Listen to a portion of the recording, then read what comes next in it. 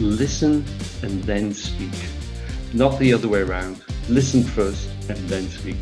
To listen, and then listen again, and then listen again. And then, only then, when you really listen, then you can respond, and respond to what you heard, not to what you wanted to say in the first place. To step back and take time to listen. It doesn't matter what we bring to the conversation unless we're willing to figure out the needs and the questions that our audience has so that we may best address them. זה צריך להיות הנגשה שהיא דיאלוגית.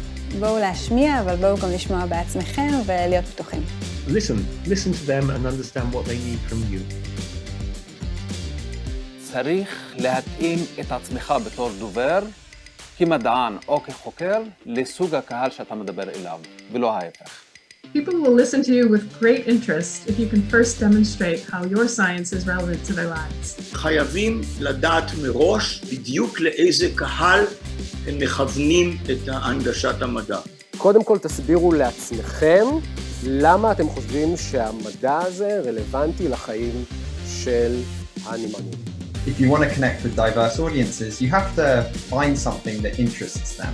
You need to come from the perspective of that audience, so get to know your audience. ולהסביר איפה פה זה משנה את הטיפול הקיים, איפה פה זה מציל, משפר. להלביש את המדע בהתאם לאותה קהילה. צריך לזכור שאין תשובה אחת נכונה לאיך מנגישים מדע. יכול להיות שתמיד צריך לפתח שיטות חדשות כדי להתאים את ההנגשה לקהלים שונים. תהיו אמפתיים, תחשבו איך המסר שאתם מעבירים יתקבל בצד השני. זה לדעת שכל אחד שיושב מולך יש לו הרבה מאוד ידע, אבל בתחום שונה משלך. אז תדבר לאנשים תמיד, או תדברי לאנשים תמיד, כאל אנשים שיש להם המון ידע. הם רק במקרה לא נורא מתמצאים בתחום שאתה או את חוקרים. לדבר בגובה העיניים, זה הכי חשוב. אנחנו כולנו בני אדם, כולנו נולדנו סביבים, וככה הכי טוב. To use your own passion to generate curiosity and to do it with as much respect for the audience as you possibly can.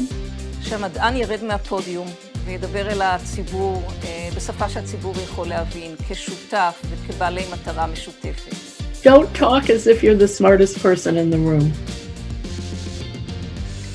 Are you being effective? Are you having the biggest impact with the time and money that you set aside for this? תהיו אקטיביים, תפנו אלינו, תפנו לכלי התקשורת, תפנו לכתבים. תצרוך מדע בעצמך. תקרא ספרים טובים, תראה סרטים טובים, תוכניות תעודה טובות, תבין מה טוב ומה לא. תשתתף בפרויקט, פשוט תצטרף לאיזה פרויקט שמעניין אותך ותחווה את הפרויקט מצד המשתתף ולא מהצד הניהולי. Find your stories and find your voice to tell those stories. תלמדו לספר סיפור. בסוף, אפילו מאחורי המולקולה הכי קטנה, יש סיפור. תספרו את הסיפור, תוכלו לייצר את הקשר עם הקהלים שעליהם אתם רוצים להשפיע. תגיש את המדע שלך, את הידע המדעי שלך, בשפה פשוטה ומובנת לכל, וגם לציבור רחב ככל האפשר.